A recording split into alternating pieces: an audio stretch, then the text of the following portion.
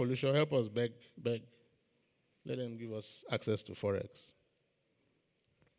And finally, on the airlines, the regulatory bodies should support the interests of the domestic industry in everything that we do, especially in the access rights to the market of Nigeria, and when our airlines want access rights outside there. Help us take decisions in our interest ultimately, and then of course, finally, just leave us alone. Get out of the way. Help us and come out for road. So we don't wake up every morning and here now we are going to bring this other thing. We are bringing this one too. And we are bringing this one too. Stay away now. Just enable us and see what will happen. So if we did all these things, I'm wrapping up now. We would have a desired end state where the institutional agencies are running efficiently and providing reliable world-class services. Who wouldn't want that? Where, I promise you my presentation would have been much better if I had the ability to do this thing as quickly as I wanted to. The domestic airlines, if they access finance to be able to grow into the kind of airlines that you deserve, they would do that, and they will be offering sustainable, reliable, world-class services. They will not be folding up every few years. And if the government policy framework was encouraging and enabling to the industry, we would have the kind of industry we've been asking for since, which is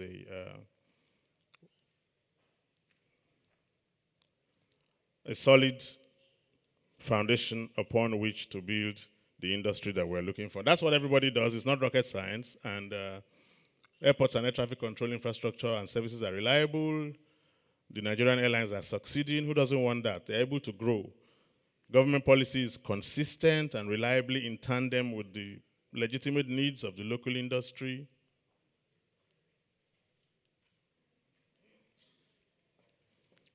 Whether Nigeria is happening to me now is what I'm wondering.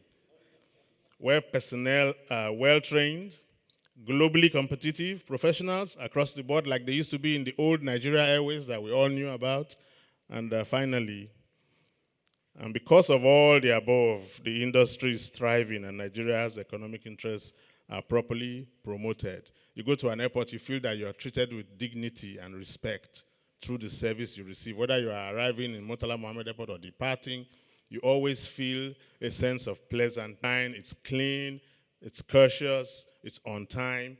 You're happy. It saves us a lot of wahala that we go through every day.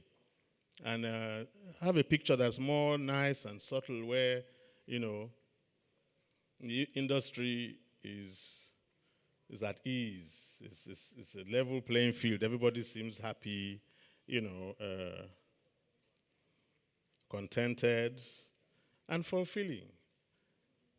We can be this because we actually have the market to thrive. We just stand in our own way. So I wrap up by saying that this thing is hit and miss. So, as I said earlier, it's not rocket science. It's really not rocket science. Let us just do what the rest of the world does. And our airline will move, as you say, to the next level. Our industry will move to the next level properly.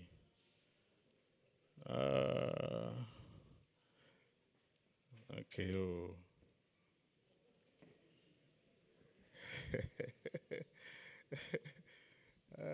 We can change the game in Nigeria if and when we really want to. It's about having the will.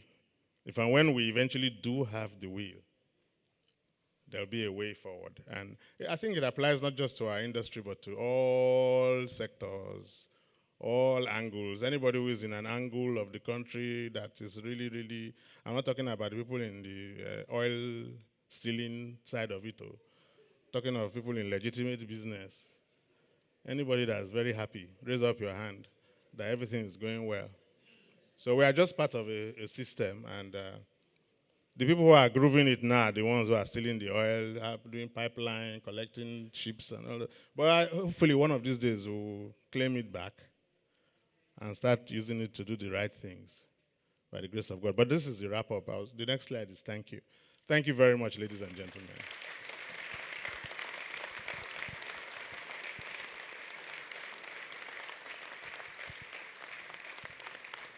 so much.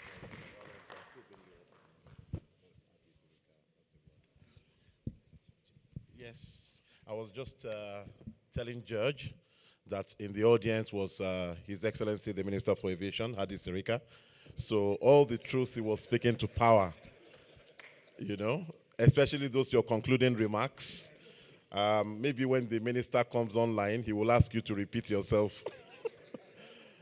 And without taking much more time, because I just mentioned his name, I would like to cede the floor to the Honorable Minister for Aviation, Hadi Sirika, who, as we all know, has been doing some revolutionary things in the aviation industry, some of which Judge actually referred to with reference to Nigeria Air. He's joining us via Zoom, but could you please make him live?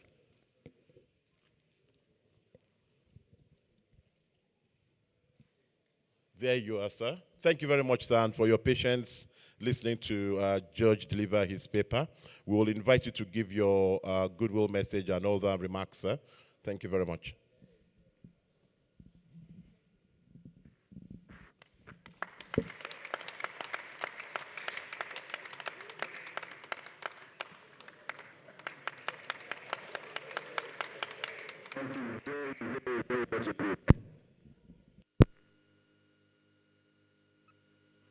Because of the video, I couldn't stand up, so I don't show you my avatar. I want to show my face. So I start to clap and clap and clap for what George had presented. I'm extremely elated that George has done this presentation. I'm very happy, and I think that he has done justice to the topic. However, George, extremely angry at him. And the reason is simple. We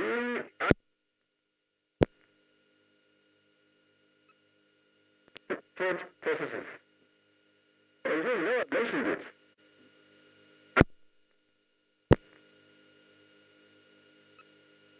He listens to me, I'm sure he must have listened to me about 20 or 30 times since I became minister.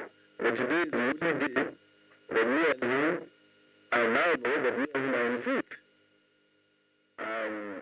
So George, thank you very much.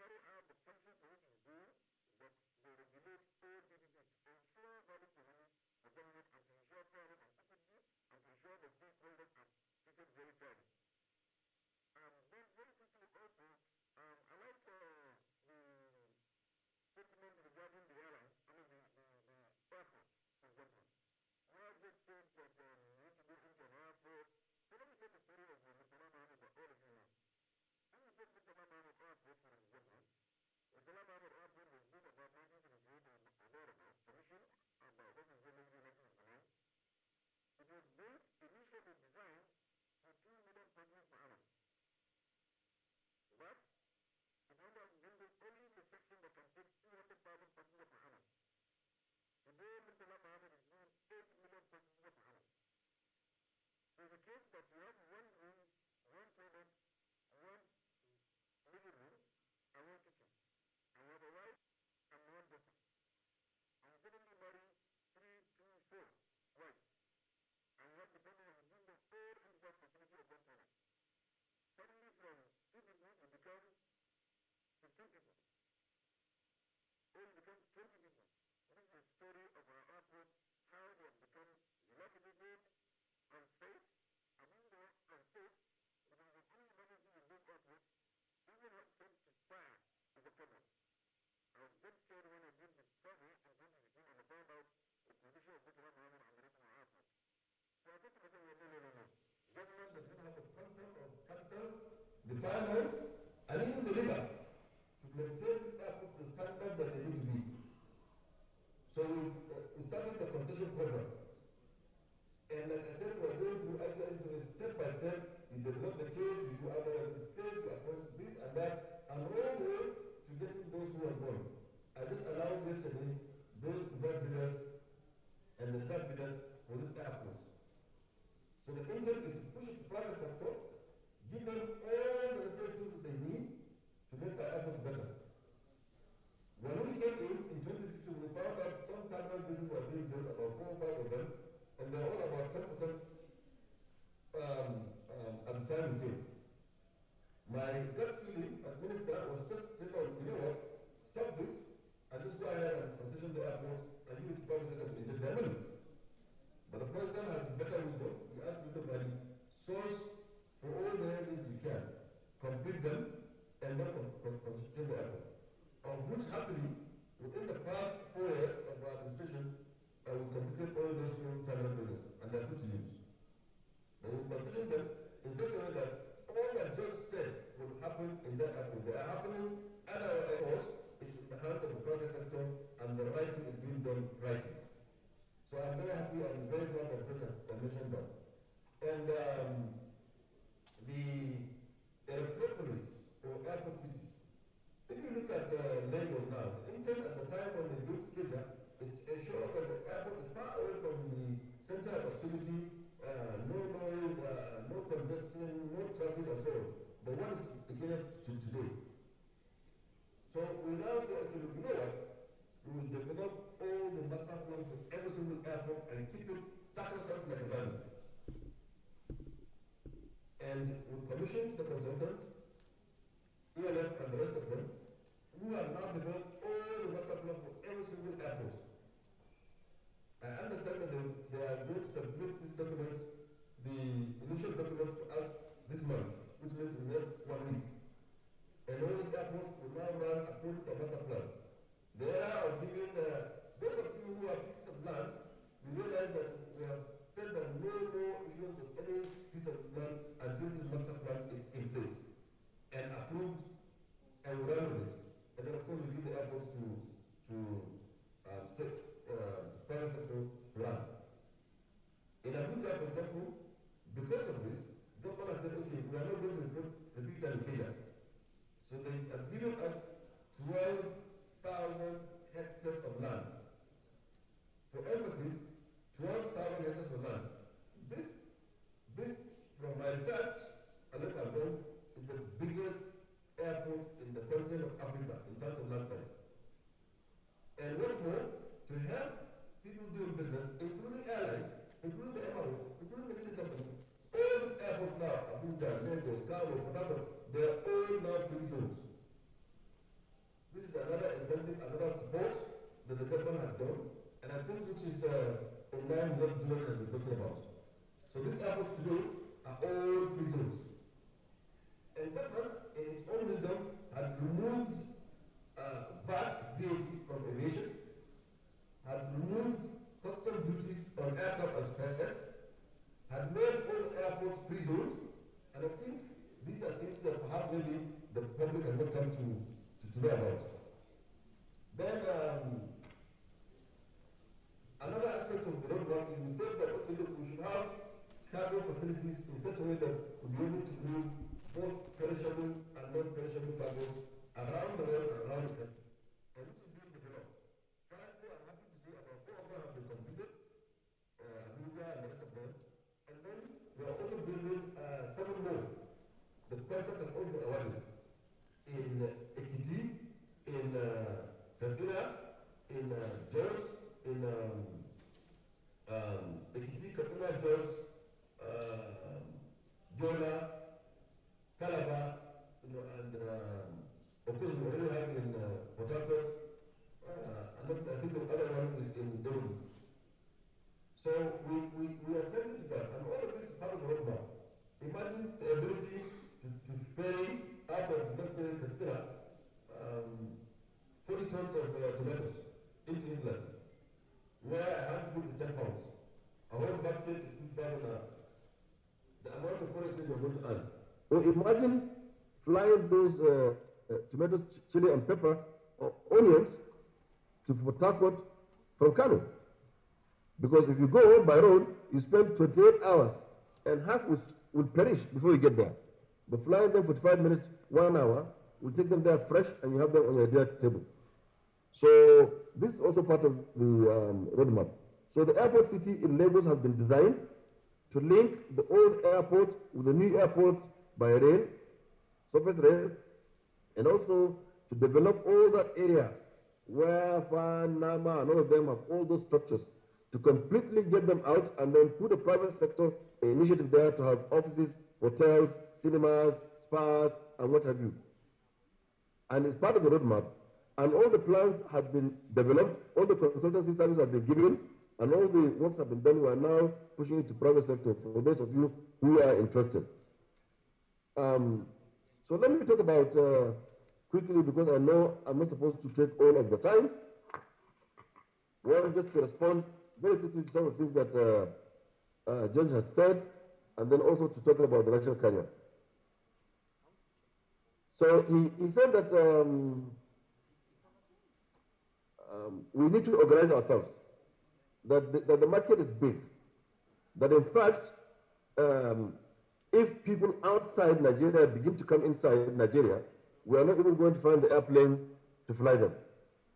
True, very true that statement is. And they do need to organize themselves. The local airlines need to organize themselves to be able to provide the efficient, robust, effective service that we need and employ our people. So I don't need to say, because we're all Nigerians, I don't need to say that we are 200 million people. We are at the center of Africa. We are equidistant from all locations. And the rate of return on investment in Nigeria has been proven to be fair.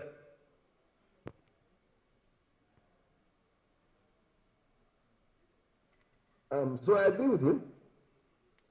And then I spoke about master plan, yes, and need for capital I've spoken about.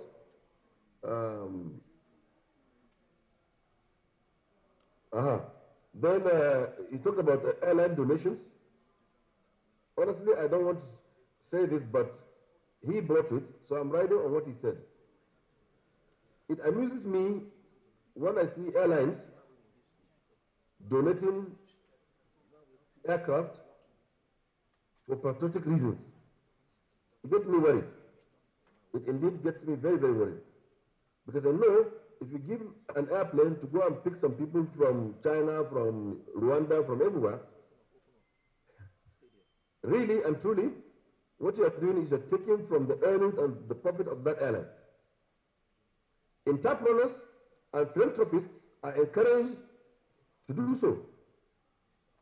But please do it from other businesses, because airline business, if you do it very, very well,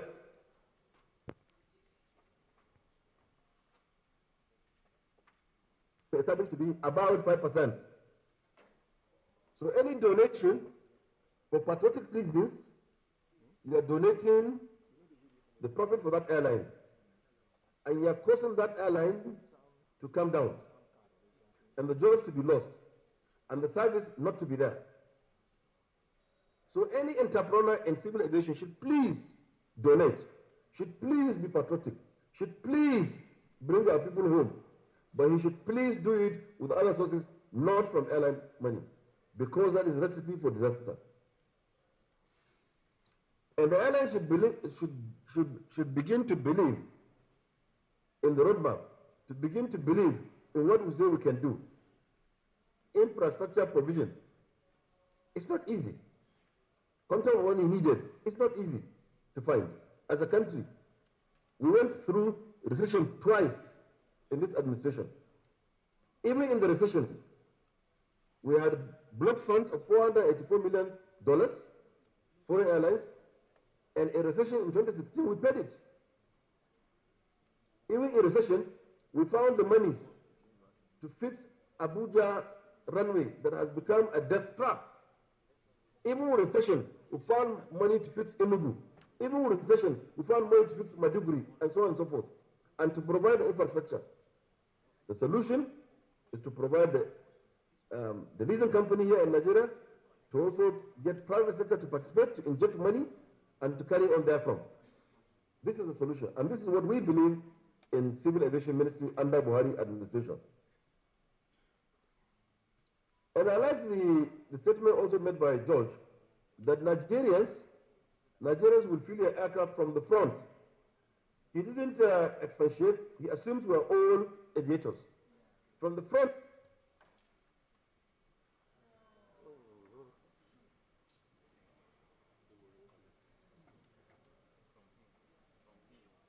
Are we going to be able to have him back? Okay.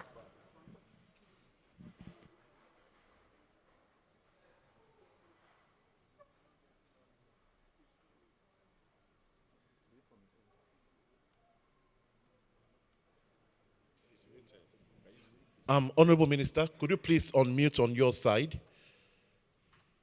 Can you please unmute on your side?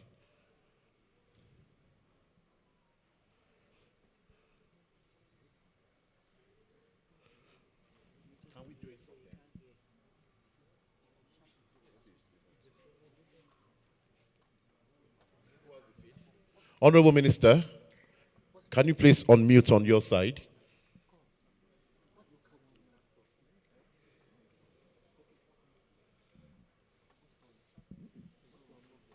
Please bring him back on.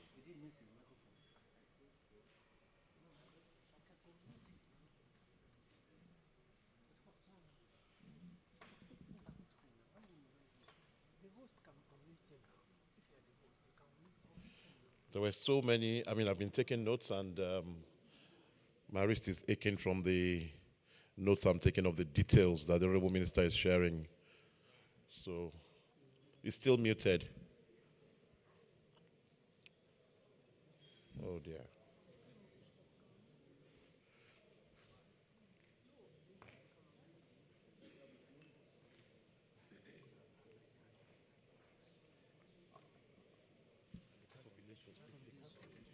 Yeah, we'll.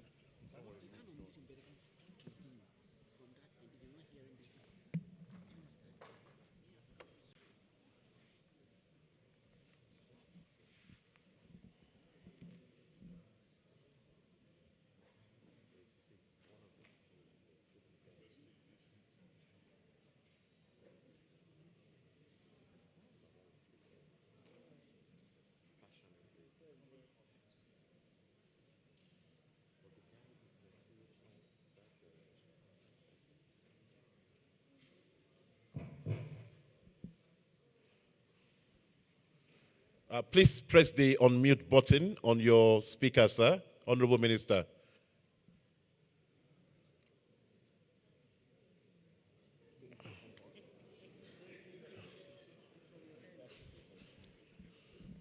Can you tap that thing again? Let's see.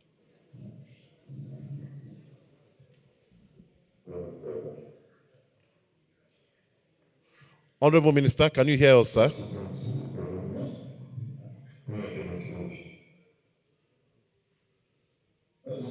We can hear you now. We,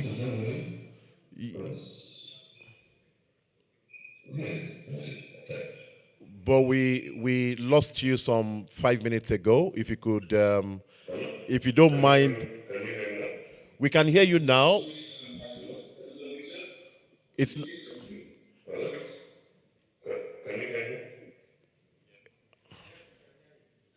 we can hear you now, but we lost you about 5 minutes ago. We could see you, but you need to go back. Yes. We stopped.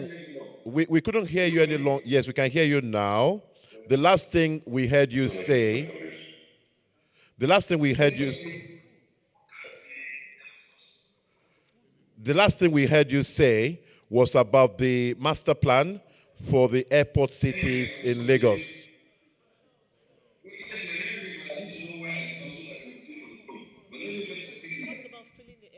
I hope I've said. At the point where you were speaking about filling the airports, the aircraft from the front, Of filling. that Nigerians will fill their aircraft from the front. Absolutely. He didn't explain to say that this from the front. He meant the business class, the first class, the business class are the ones to be filled first, and that's where the money is really.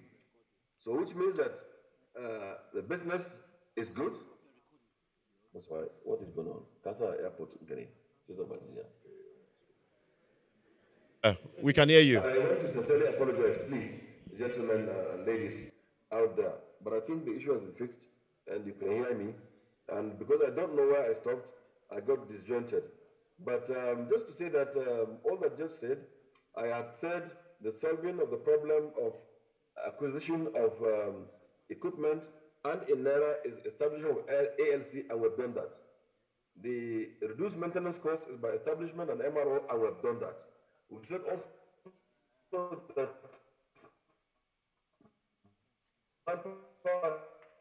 issues to be tended to the university. I say one of the things that we can take is to be able to move through. Yes, I agree that the airline should course. When other people begin to come in to add to the market of 200 million people in Nigeria, we won't have an airplane that will carry them. Yes, we are 200 million market at the center of Africa, so please organize yourself and do it well and do it like it's done before in other climes. I also say that everything we are doing is private sector led and driven. And I sang this from day one when I became minister. And I talk about donations. I say people, and this is raised by George, not by me. And I said, yes, we want philanthropists to donate money to support Nigeria, to go for a good cause. May God bless them and may God reward them abundantly. But please do not take monies from the airline or donate the flight for free to bring Nigerians because you're patriotic. What you're doing, you're taking the profits and the capital of that airline, and the end result is disaster. The airline will come down. We've seen it in Cabo, Okada, and the rest of them. Kolkol, Harka, Hako, and the rest of them. We've seen how they've done this, and we've seen how the airline went down. So if you want to do it, your philanthropist, God has blessed you, please keep the blessing of God with you, and then donate from other sources, but not from the airline. Because the margin is 5% if you do it well. So if you donate, you are donating out of that 5%. I think I made that point. Then you talked about Forex, access to Forex. This is the huge challenge. Everything in aviation is dollarized. Everything. The aircraft, everything you buy in aviation is dollarized, so access to foreign exchange is a must. And here, a lot of people are involved. Not only the central bank, but a lot of people, even the banks themselves. Then we need to begin to see banks in Nigeria that have grown to international standard, that dollar, pounds, euro, naira, CD, everything becomes a currency that they can transact with. So, so government is noting that and is doing everything possible to provide for foreign exchange. But that's not my direct calling. But I know the role I have played, and the airlines will bear me witness to how I've been participating in them. And I said one more important thing, that all our airports, the major ones today, are free zones. Abuja, Lagos, Kano, Port Harcourt, and the rest of them, are free zones. So which means doing business in them comes a lot of goodies. I also said that government had removed VAT, removed custom duty for aircraft and spares, and so on and so forth, just as an incentive to make this airline to grow, or airlines to grow in Nigeria. And I think I'll stop here on comment on what George has said and just briefly talk about the so-called national carrier.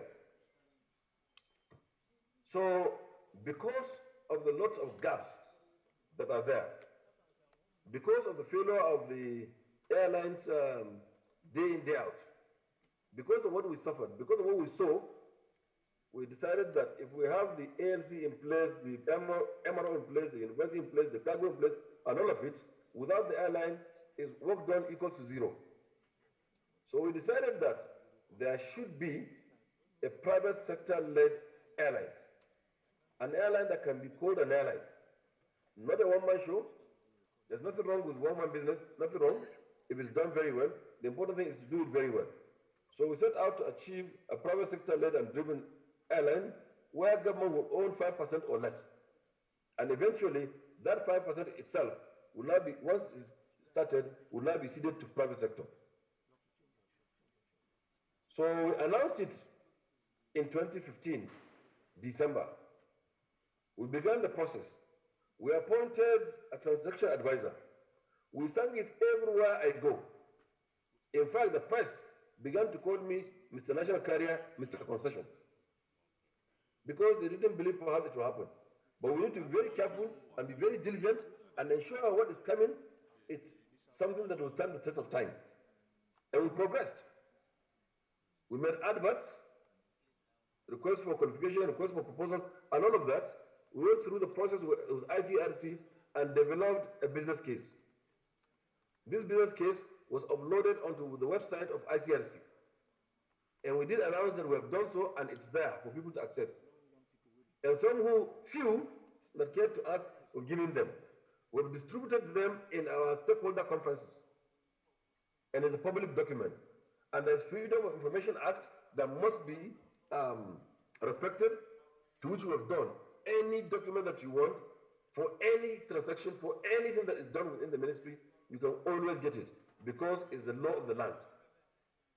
So, that business case said there should be a Nigerian company and christened Nigeria Air, a registered company of Nigeria, known to Nigerian law. It's not the case of Virgin. Somebody come in to want to do his thing, and few people invest, and then when he wants to go away, he goes away, and the equipment does not belong to the airline, and he takes it and go away. No. That is not the way. So we ran this outline business case. I've spoken in Lagos, I've spoken in Abuja, I've spoken in London, I've spoken everywhere. We held 6 stakeholder conferences. The list of them is where 700 people attended. These are aside from Zoom meetings, aside from meeting of labor, aside from meeting with airline operators of Nigeria, which had happened like maybe 20 times, aside from all these other meetings, we did on purpose stakeholder conference where we revealed this roadmap and dwell on the national carrier and ask all the relevant questions, and we answered them. And during this process, I as a person had gone to every single major owner of an airline. Air Peace, Max Air, Azma, all of them. Say, please, the government is establishing Nigeria Air Limited, is a Nigerian company, please come and own part of it. Please come and own part of it. Only last week, one of them claimed that, well, the invitation was informal. I said, well, at least I met you, I spoke to you, I invited you. But if you say it's informal, we have published them in all Nigerian dailies. There is nobody in Nigeria, even the market woman in the village, knows that Nigeria wants to do an airline called Nigeria Air. And it's not Air Nigeria, it's Nigeria Air. Everyone knows that we're going to do it. So that advert we did in papers, newspaper, and including economists, for those who are international, is well circulated. How more formal can that be? How more formal can that be? So the stakeholder conferences where we unveiled this, the advertisement we did, which is a requirement of law, they are all formal invitation. So I think now he agrees with me, yes, I've invited them, but perhaps they're not interested. So anyway, Mr. Who? Yes. so there's this airline to be established where we are asking for strategic equity partner to come with all he has as a consortium to own 49% of the venture. There's also 46%, 46% for Nigerian entrepreneurs, whether airline, individual. And by the way, the strategic partner can be a company, a consortium, an airline, whatever it is. It's well said in our documents. And then government will retain 5%. And for people who are asking, the business case says $350 million is the 100% of the airline for the start. So if you are taking 5%, it means maybe $17.5 million. And a multiple of tens if you are taking 40, 50, 10, 15, whatever it is. And we went through the process. And the process is not our process, the process is the process of ICRC. And there's a delivery team for this airline. And that delivery team is the Federal Ministry of Finance, Budget and National Planning, Honorable Attorney General of the Federation, ICRC, Civil Aviation Ministry, and the rest of them. They formed the team to deliver this airline. And so this is a structure. And the business case as is now, which is well circulated, remains a business case. It's not the full business case because there has to be negotiations with the preferred bidders to arrive to an acceptable meeting point to establish the airline. And so the owners, or those who responded positively, or I take you back, some people, entrepreneurs from outside the country had come and asked us to please give them more time because they asked a lot of questions. And the questions were valid. And we respected that. We gave them 4 weeks. After 4 weeks, they also came again and said we should give them extra 2 weeks. So we put the extra 2 weeks and put a deadline at 11 o'clock. 2 out of the many that showed interest, 2 came 11:20, and they were late because the person has been drawn on the register. So what we had at that time was Ethiopian Airline Consortium, we had SACON, we had MRS, all of them in a consortium, which have been evaluated. Currently now, negotiations is going on between them and us. And these negotiations will now lead to answer all the queries that we have and answer their own queries and the concerns of each and every one. So this brings me to the question, because this week alone, I've spoken in 3 places. AON had dragged me to the House of Reps, dragged me to the Senate, and also I invited them to my office twice, to which all the meetings were held. One of the major concerns is that if this airline is established, they will start from price war. They will underprice everybody, and 6 months down the line, they will not jack up the price and come back and remain the only people playing.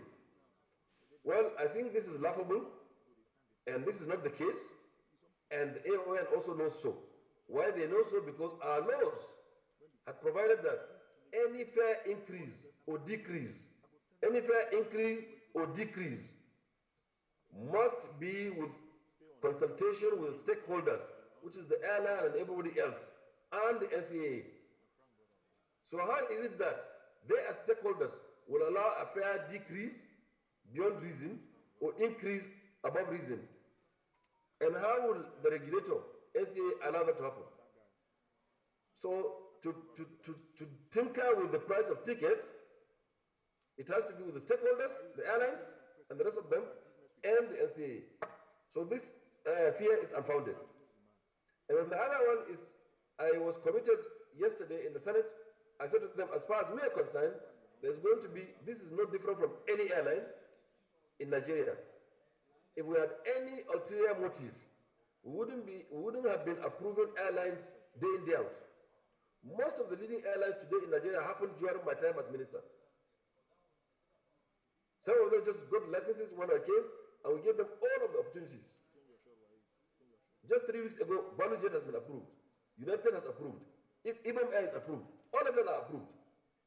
And I remain the only minister, well, sorry, I take that back, I don't know the others.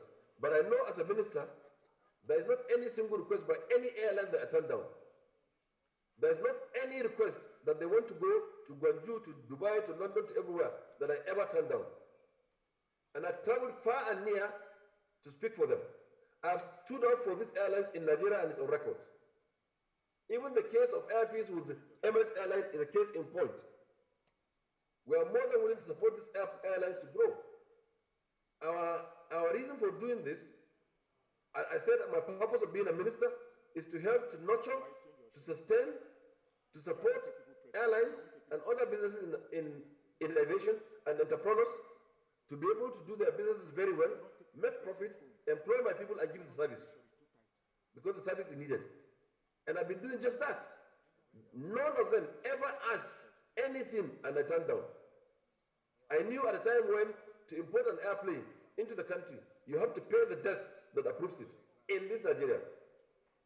And there is no airline owner or airline as a company or anybody doing business in civil aviation, from airlines down to taxi drivers, that ever give me a ticket for free or I ask for anything from him or he paid for anything in my office. And none of them ever come to my office and went back. So we are more than ready as a Buhari government to support entrepreneurs in civil aviation, to open the door for them, to fight for them abroad, to push them to go and do businesses. I've given them London routes, which is a lucrative. I've given them Dubai. Everywhere they want to go, I've given them. Everywhere. So they should get organized, like Judge said, and I'm happy to hear that they have ordered airplanes, new ones. They should put all that airplane into one, and please pursue this market. I will support them to ensure that they are treated fairly all over the world.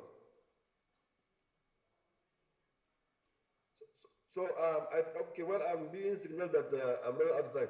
But just to say that these are some things, and that I need to speak, and I'm more than happy to wait for questions and answers. And I should give you the time to also speak, but to please say, please, I'm traveling out of country. In the next 1 hour, I need to leave home for the airport. Thank you very much for listening.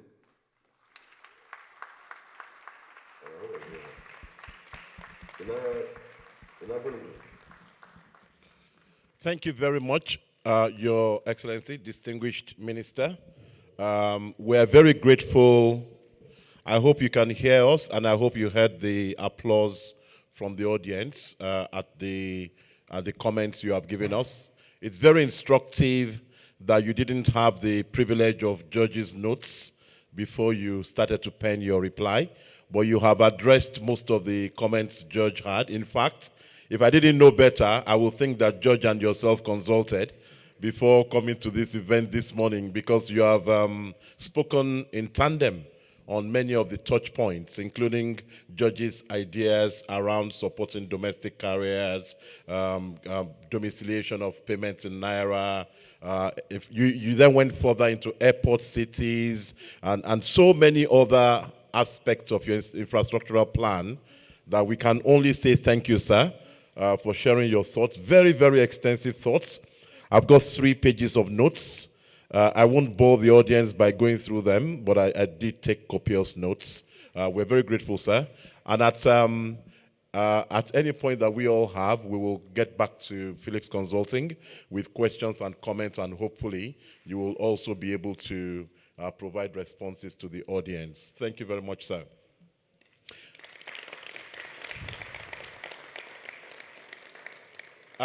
Without taking too much time, we actually do have a panel that we had expected to deconstruct some of Judge's comments and that of the Honorable Minister.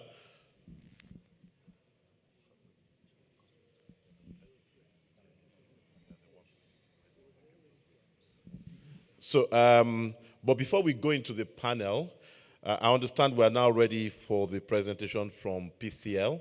But before I call Mr.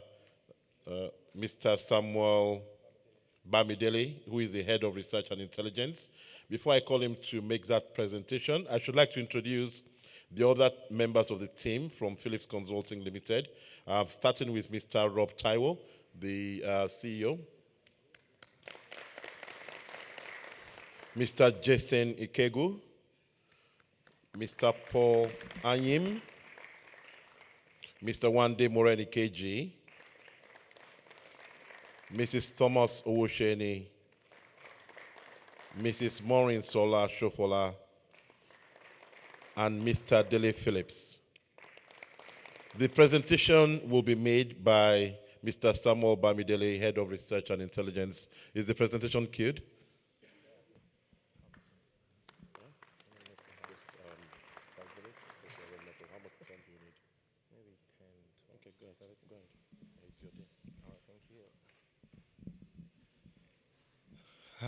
Thank you. Please, can we have the presentation? Distinguished Honorable Minister of Aviation, the Deputy Governor of Ogun State, also here present, also the Chairman of Nigerian South African Chamber of Commerce, all other distinguished guests and ladies and gentlemen. I think it's a good time, while I was seated, so I was just thinking, after Mr. George, the CEO Ibom, made his presentation, and I also listened very closely to the Honorable Minister, saying, perhaps if we close now, we've done justice to why we are here this morning. Do you agree with me? All right. So, but for us to be able to tie it properly, what we have done is to put a report together as Philips Consulting, because we've been part of this aviation conversation over the years.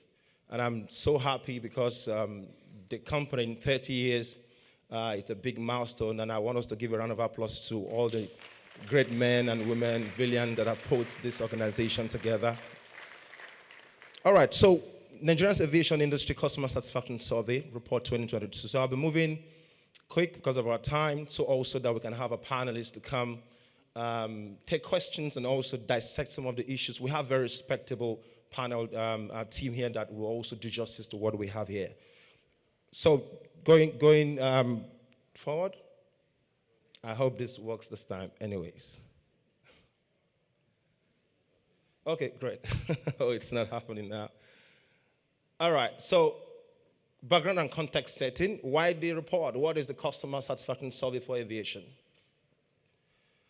PCL Aviation Customers Survey explores the state of the industry with a view to identifying progress, gaps from the customer lens, actually, in order to provide strategic imperatives or recommendations to position the Nigerian aviation industry.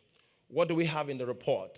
And how do we've had that over the years, and what we do is essentially we look at the global aviation industry overview and trends. We also have time to look at the Nigerian aviation industry in retrospect, look at where we are in terms of the current state assessment. We look at the airline measure, trends, airline experience, asking the passengers, the travelers, what do they think about aviation in Nigeria? What do they think about the air transport? All the airlines that we have, what are their experiences? Also, in terms of review of airport facilities, and also at the end of the day, we now put it together for us to have a strategic recommendation. And what do we intend to achieve as a company? We try to bring this report together for us to position Nigeria's aviation industry for growth. Like a lot has been said already on how aviation helps to facilitate trade and also helps drive tourism and creates thousands of jobs, in the Nigerian economy. For the past 30 years, PCL has supported several clients and stakeholders in the Nigerian aviation industry on various transformation projects and initiatives of aviation. And how do we go about this? We have aviation reports, which is one we are launching today, and I'm going to be sharing some interesting insight in the next few minutes. In addition, we have operational transformation, which we do via various strategic business units within the firm, from technology to strategy to operations to learning to training. We have, different research and also intelligence. And also we have collaborative service delivery, which is part of what we are doing here. And, with the Nigerian South African Chamber of Commerce in order to see how we can also support the Nigerian aviation industry. We've partnered with FAN, partnered with NCAT and other stakeholders that are in the industry. And finally, what we also have is internal initiatives. At PCL, we have the Aviation Center of Excellence, which we call ACOE, and which is where we drive a lot of our aviation initiatives within the business. Going forward, so the PCL Customer Experience Survey adopted a 4-phase approach, just running you through the methodology of how we put the report together. And we looked at the aviation literature review, what is the literature saying about aviation. We looked at the current state assessment. We developed a survey questions aligning with global standards. And also we deploy the survey across multiple touch points using hybrid of both the online survey and also in-person questionnaire, where we deploy a consultant to the various airports in Nigeria. And what we try to achieve, like I said, is to support the Nigerian transformation of the Nigerian aviation industry.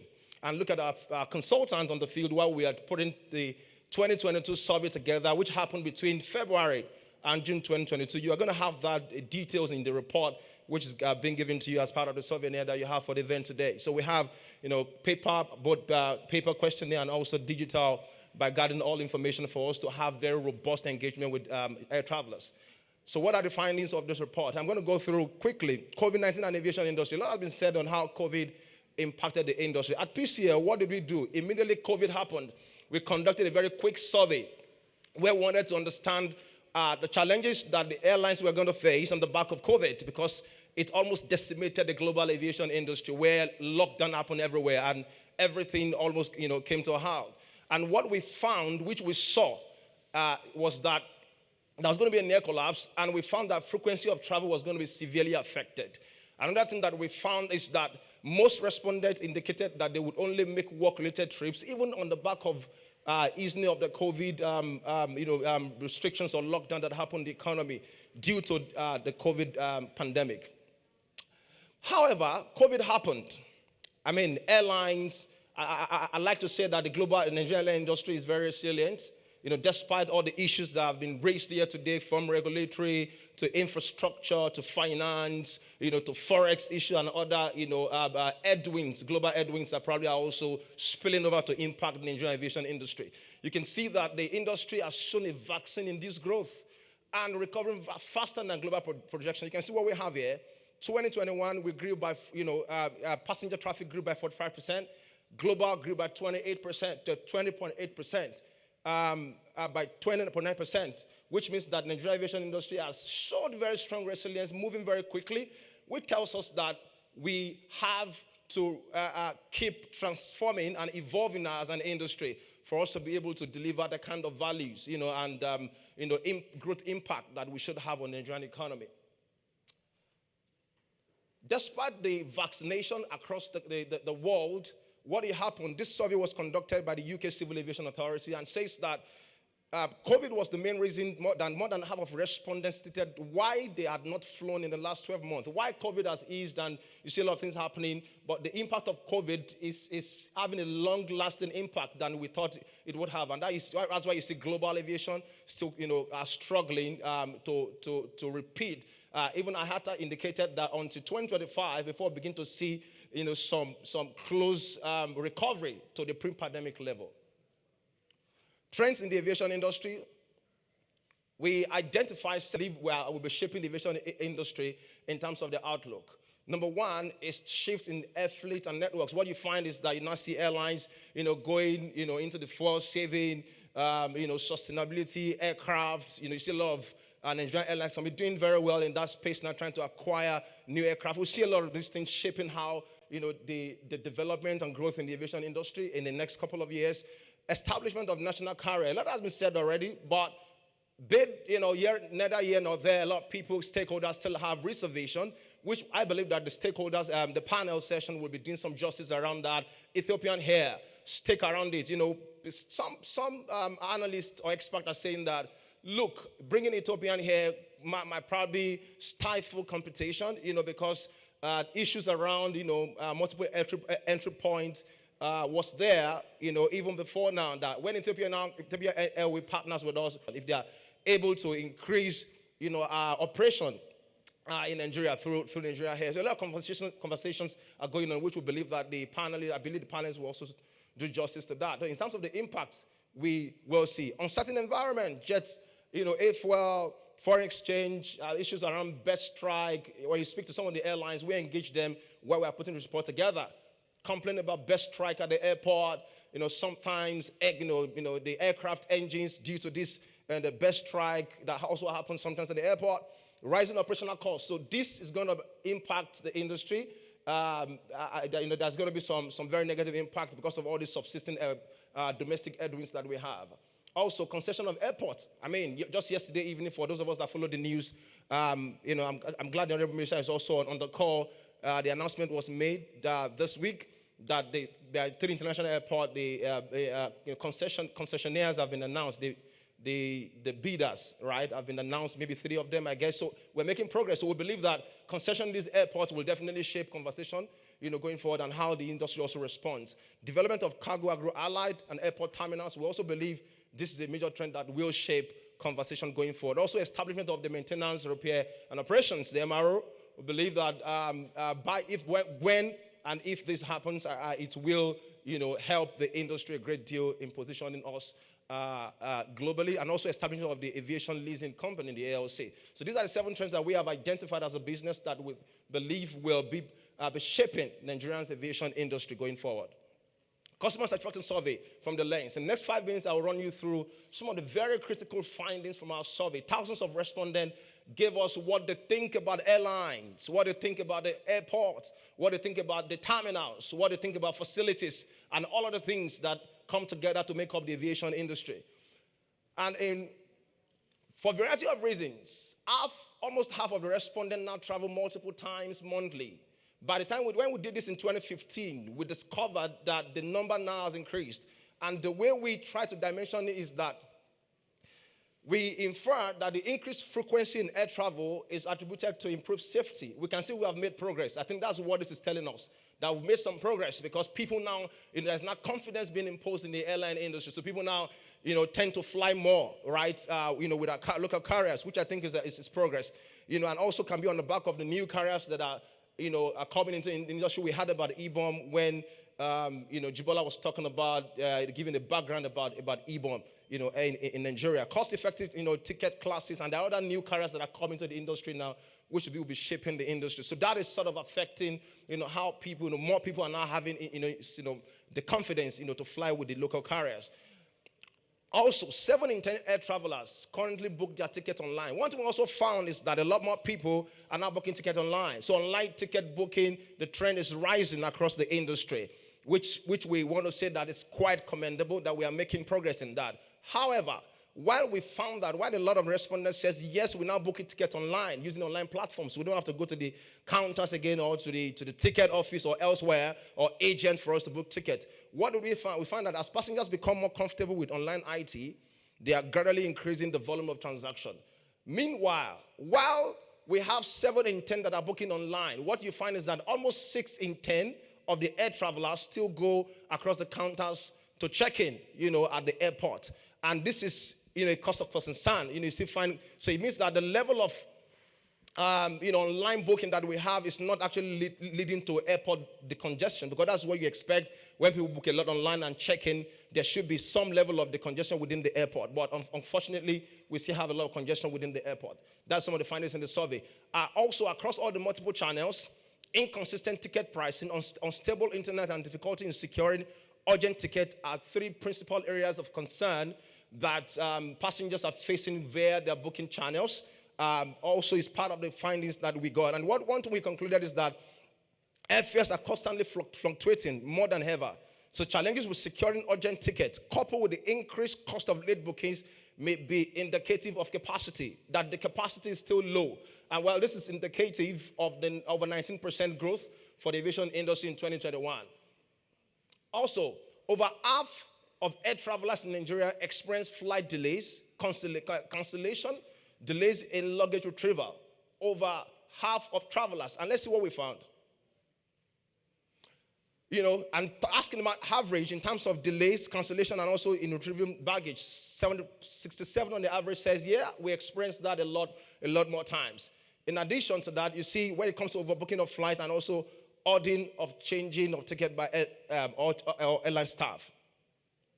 Also, over half of air travelers experience flight delay cancellation. Look at this also, which talked about the misplaced luggage, which is quite still below the average, and average with fluctuating penalty charges for extra luggage. Airline experience from the customer's lens. So let's see how the customers reacted. We've talked about how the entire aviation industry, what the general trends about how the passengers see it. The domestic competition landscape is concentrated, currently dominated by two leading players based on the survey. Right, so when we asked them that what is your most preferred air service provider, about 31.6% of the flyers says here we fly with Air Peace, while about 19.58% said we fly with IBOM. And the third, which is the most interesting conversation we're having, is that 16.2% are saying that we do not prefer any airline. And what is that telling us? That is indicative that while we have two players that are contending, for the top share in the market, you find out that the number of passengers who do not prefer any airline is an indication that existing competition and potential new entrants are strong challengers for market share. We still point back to the point I made earlier, with respect to the capacity. For a variety of reasons, 7 in 10 passengers are saying that this is the reason why we choose our preferred airlines. Let's see why passengers actually choose the preferred airlines. Number one is good quality of service. They choose 26.1% said, just give us good quality service, and then you become a preferred airline. Some say it's high safety standard. We can't overemphasize the place of safety in aviation. And 20% say it is safety, while affordable pricing is 15.91%. Also, good record of timeliness and flight departure is about 14.71%. Large travel destination is about 11%. And also effective communication is about 10.03%. In the report, you're going to see a deep dive of how the airlines perform when it comes to each of these indicators, against their peers. We concluded here by saying that passengers are becoming increasingly sensitive to quality of service as a guarantee for more value for the ticket money. Service quality is an important factor in building customer trust, loyalty, satisfaction, and retention. Thus, air service providers need to improve their services to be more customer-oriented, meet customer requirements, and loyalty to repeat patronage. For a variety of reasons, 7 in 10 passengers choose their preferred airline. So this is more of the breakdown, which I said that you're going to find the detailed deep dive in the report. You see how they rank when it comes to top rated in terms of the indicators, and also, where they are rated low or poorly, in terms of the other indices. As operators improve quality of service, safety standards, and smart available pricing, passengers' loyalty is enhanced, particularly good quality service, affordable pricing, and good record of timeliness are strong differentiators. More than half passengers say staff attributes of leading airlines are satisfactory. And you can also get more of details in the report about the staff attributes of the airlines. This last segment, which is the airport facilities, let's see how the respondents also respond to this. Over half of the passengers are satisfied with the availability of baggage trolleys and ease of crowd control at the airport. When it comes to, baggage trolley, ease of crowd control, and support staff, the passengers seem to be comfortable with the progress that we have made so far. Conversely, more than half of the passengers experience difficulties in ground transportation, shuttle services, and parking facilities at the airport. And these are some of the challenges that the passengers say they are facing. And we believe that, and by the time I'm bringing all this together, we have some recommendations around some of these challenges that the Nigerian aviation industry currently faces. Travelers with physical disabilities, health conditions are considerably more likely to have difficulties in navigating the airport. And you can see what they feel.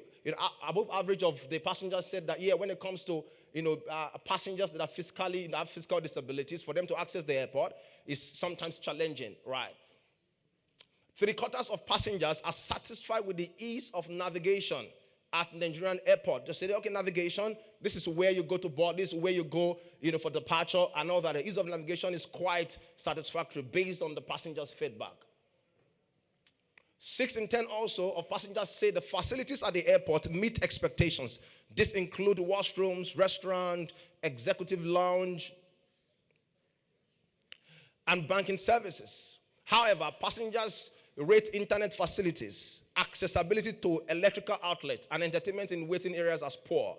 And you can see how very sensitive the passengers are. The passengers truly know what they want, and we all know what we want. But this is how they are. And also in the report, we have the breakdown of how all the airlines have been rated, like I said, and also some of the airports that we have in the country. Key consideration in putting all this together for airlines, for the airport facilities, and also for the general trains, which is the headline measure for the Nigerian, which are the 3 critical areas that are surveyed, the nationwide survey that were conducted in the covered. What we have decided, we concluded from the report, number 1 is that industry capacity remains low. And a lot has been said about that already. So, and what we are saying is that there is room for growth. There's room for us to still come together, investments in this industry. I'm excited about new players coming into the industry. Some were announced recently, and we know some are still in the pipeline, right, to storm the industry. For instance, passengers who do not prefer airline, like I said earlier, is an indication or reflect low capacity in the industry. Number 2 is online booking is improving, albeit airport terminals remain congested, and that is telling us that when it comes to investment, like we talk about digitization, there's still a lot of work that still needs to be done. And this is not just the airlines, also the regulators. There has to be collaborative service delivery between both the airlines and regulators. How can we decongest our airport? Sometimes you go to the airport, all of you are familiar with some of the challenges probably you face when it comes to airport congestion. Number 3, quality service delivery is pivotal to enhancing patronage and retention. Customers is that they are the art of the business, for the airline particularly. So all focus need to be feedback from this report. I believe stakeholders should hold very dearly. While you all go back, particularly for players in the industry, you need to look at some of our findings and see how you can use these findings to, for you to be able to grow the industry. Number 4 is safety is key. We can't throw that out of the window. Always, it has to be one major message that we prioritize within the aviation industry: safety, strict adherence to globally recognized safety standard, and consistently reviewing product and services to offer better solutions aimed at passengers and comfort must be a priority in the industry. Number 5 is airport facilities require significant improvement. Facilities, because these are indications, but the facilities we have, particularly when it comes to the transportation, commuting within the airport, what we concluded is that these are indications that there are investment opportunities in ground transportation, shuttle services, parking facilities, and other potential areas. I mean, when we are recently, the MD, of FAN was, talking at the conference that happened earlier in the year with respect to how there is ongoing effort in digitizing transportation within the airport. There are conversations around some partnerships that are going on. So I believe maybe the efforts are going on, but we are saying that there's a lot more work to do for us to be able to get this done. Number 6 is airport facilities is fairly satisfactory. And the final point is that airport security, a mixed bag. While the passengers said, yes, security at airport is fair in terms of treatment, but some of the respondents also said that occasional misconduct with the security officials at the airport should also be addressed. Customer is why we are here. And if we take good care of them, they will give us good reason to come back again and again to grow in the industry. With this, I close the presentation. Thank you.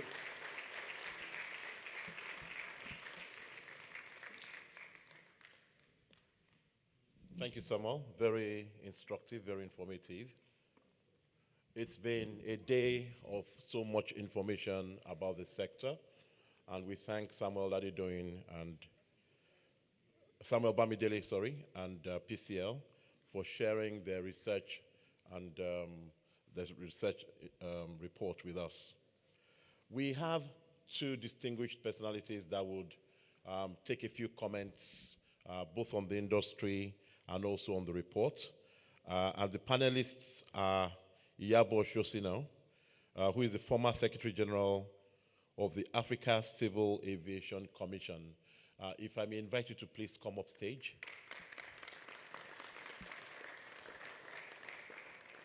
And she'll be joined by Babatunde Adeniji, who is a partner, General Sales and Solutions Management Limited. Thank you, sir. George, I did tell you I would still have you come up, so please join us. So what we're going to do is just have these three distinguished persons give us a few comments on what we've heard so far. And because this is going to be the last serious segment, we don't want to give you guys too much takeaway, too much homework. So they'll just give us their last comments on everything we've heard, including, if you like, you can also speak about aspects of George's presentation and that of the Honorable Minister, and just make it as free-ranging as you like. And I'll give you 5 minutes each, if you don't mind. And if I need to come back for another round, I have questions, but I'm minded not to ask you those questions if I don't have to. But if your 5 minutes doesn't give us everything we need, we'll come back with another round. Thank you. We'll start with, who shall we start with? I was going to start with you, ma'am, but since you've instructed me otherwise, I shall ask George to start. Yes, exactly. Okay, well, sorry. Go ahead, sir. Okay. I think Mr. George Uresi has given a good overview of the industry. He's managed to summarize quite a lot for all of us to digest. The reality, like he explained, is that the industry is in dire straits. The financials of the airlines, if we could only see them, will give people cause for concern. He's also highlighted the fact that it's an ecosystem, but there is a tendency for aviation itself, even though it's an ecosystem, to sort of behave in a way as if it can be exempted from the larger economy. I say that, for example, if you look at the issue of the exchange rate, it's a big issue for the economy to solve. And I never believe that the solution will be giving discretional and preferred rates to sectors, even though the need is crucial. I think, for me, I think we need to have what I will describe as national orchestration to move forward. Everybody is talking about Ethiopia now. Part of what Ethiopia has done correctly is everything is orchestrated. They own the ground handling company. They basically own everything. And so it's easy to have people in alignment. But in Nigeria, even though the agencies that are owned by government, a lot of times they are at cross purposes. I give a very interesting example of something that happened a few weeks ago. It was reported that the Airspace Management Agency was owing the Federal Airport Authority money for electricity bills. And the Federal Airport Authority took the decision to cut off the light of the Airspace Management Agency. And what did the agency do? They cut off services to the airlines. So you have, all of us keep saying it's an ecosystem, but I've never seen our ducks in a row. So it's quite challenging. So for me, the way forward, I used to like the concept of one previous government where you had a minister for national economy. There was a title they gave her, which basically said, look, this person is driving the entire economy in a set direction. We need that. As a country first, then, the subsectors like the ecosystems can feed into it. I'm very passionate about Ayata's mantra that aviation is a force for good. We connect cultures and, communities. We expand minds and markets, and, we enable growth and development of life. It's a very important industry. But I'm also very mindful of the reality that the underlying economics of aviation is very sad. And it gets complicated by the behaviors of, like he pointed out, airlines, where their strategy, because the setup is that they are mutually dependent. So if one carrier is doing a wrong decision, it's going to affect everybody else. And so we have that destructive competition where on the long run, everybody may end up charging below economic prices, and then we destroy capital and airlines die. The Civil Aviation Authority has a lot of role to play. And one central challenge I think the whole industry tends to keep having is that safety and security is the excuse, not to do the right thing.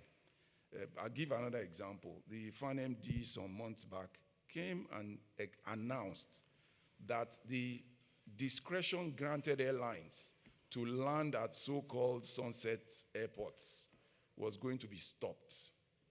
And, safety and security. And a few days later, the DG of NAMA, or the acting MD of NAMA, said, no, Sunlight airports, they all have facilities. I don't want to say too much. There's immense value that can be unlocked if we can just make those monopolies function better. I think I'd like to leave it at that. Thank you very much. Mr. Adenike. When I come back to you, I will be asking you to discuss the current wave where we've seen AMCON take an interest in some of the operating airlines in Nigeria. What does that portend, and what ideas do you have around what the sector can do to support airlines better? But I'd like to hear from Madam at this point. Thank you. Good morning, everybody. I hope you can hear me.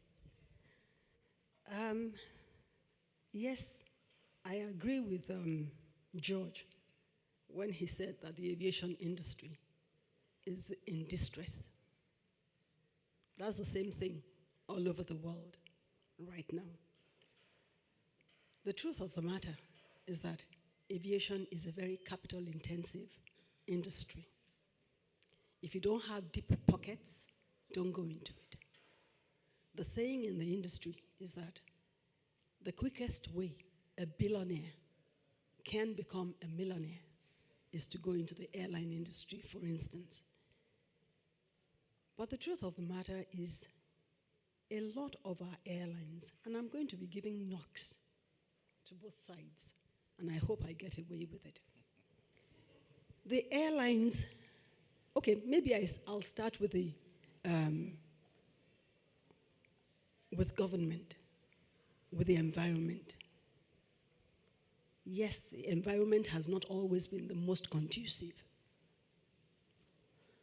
But at the same time, we have serious players in the industry who are willing to, despite the environment, succeed and do things properly, do it right. However, we have the airlines too, who are not properly set up. They don't have good business plans for the business they're doing. Most of them, their business plans cannot stand up to scrutiny. They don't have good corporate governance. Maybe the government has not always been there for them, but from time to time, the airline goes to their rescue, offers them lifelines. What do they do with the lifelines? They claim it's not enough, but we are also aware that these have not been properly channeled. It's the most regulated industry in the world. It's also an international business. So when you set up as an airline, be prepared to do it as an international airline. Because whether you're a domestic airline or an international airline, the rules are the same. And you have to adhere to them. And the rules are the same all over the world. And you are monitored. And that's why your Civil Aviation Authority or your system as a whole is audited by global entities, just to make sure you're doing it the same way as it's been done in New Zealand, the same way as it's been done in the UK or in the US. But our airlines are not always up to the task. Some are. Some strive to.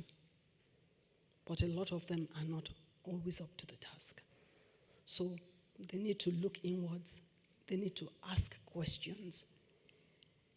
I believe that our airlines left the room wide open for foreign airlines to come in.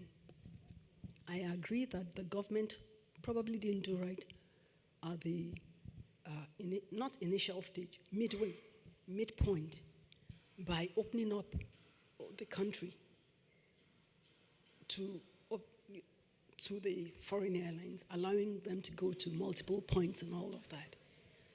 However, it was because there was a lacuna. The airlines, the domestic airlines, were not able to service those points adequately. Now, government always has to balance the needs of the industry with the needs of its people.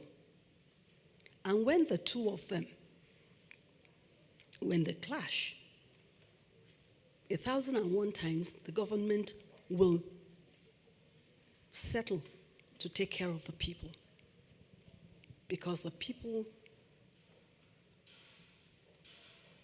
people's perceptions are more important to government. Satisfying the people is more important to them than satisfying a small entity. So that's what happened. Yes, government didn't do right.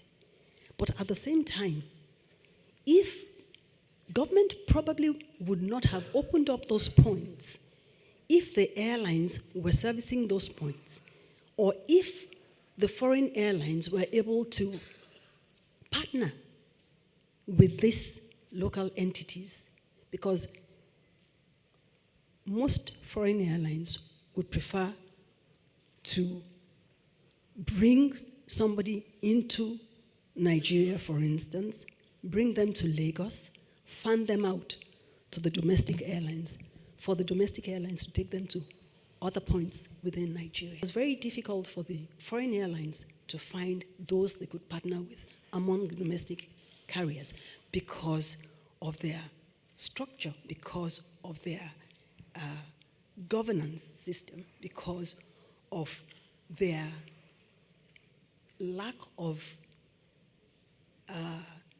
their defective offerings, their defective products. No airline, I as a foreign airline, I'm not going to give my passenger to you to mess up, to delay for hours when they're connecting, to go to another point, to go to, say, Kano, or to go to Port Harcourt.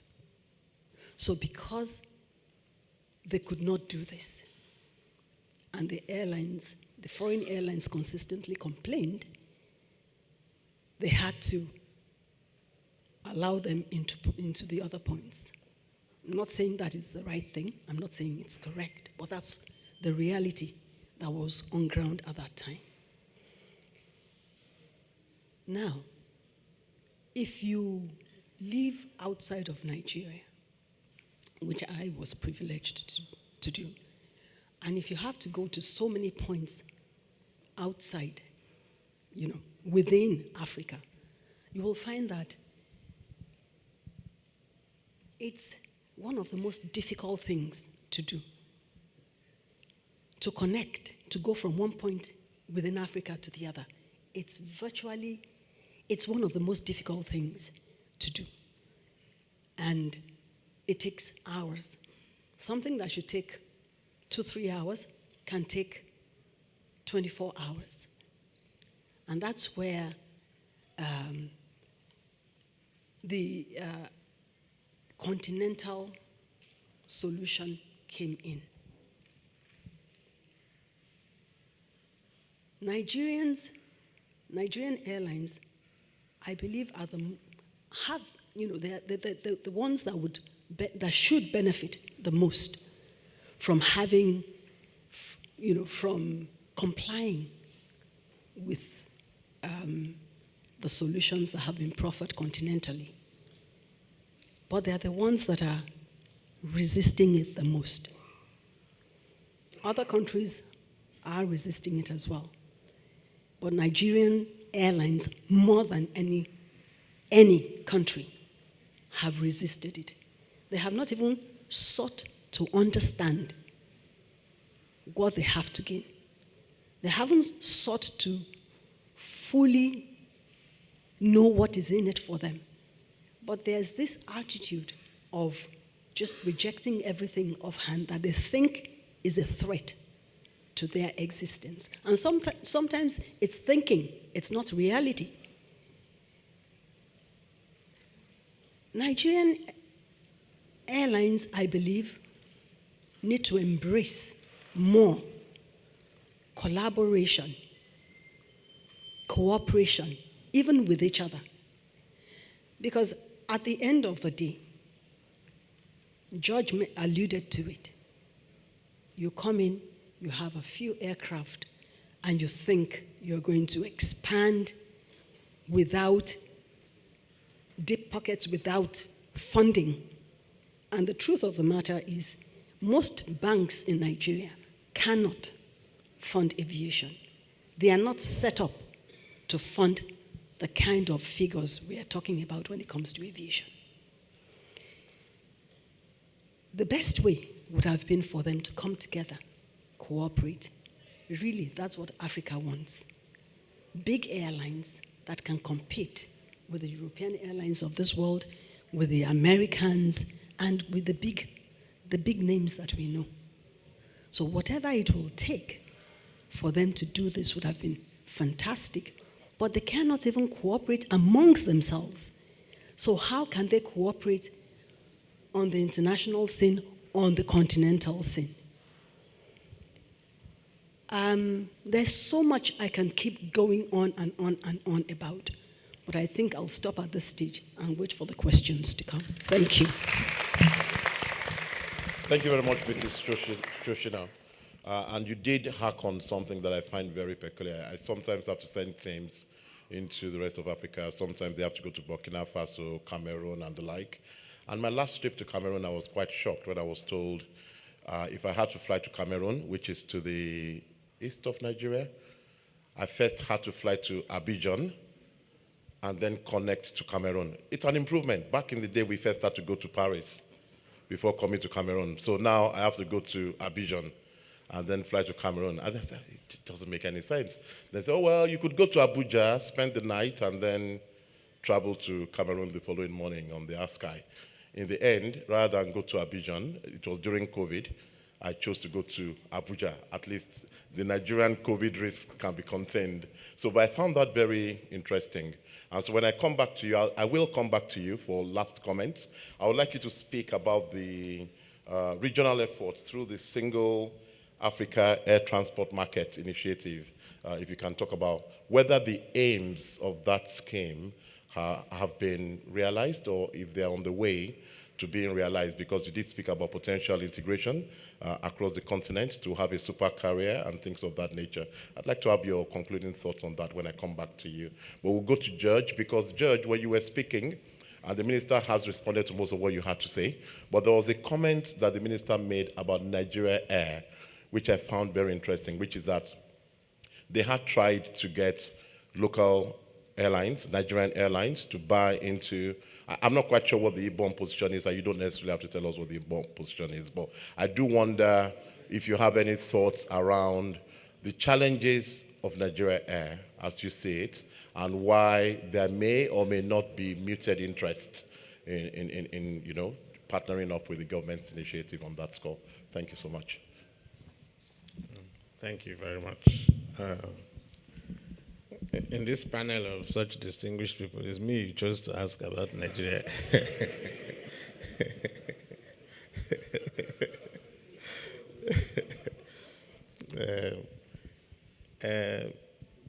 Our view, we have a view. We're a state-owned airline. So it's very difficult for us to say that another entity should not have an airline or fault how they choose to do it. What we just want is a level playing field for everybody.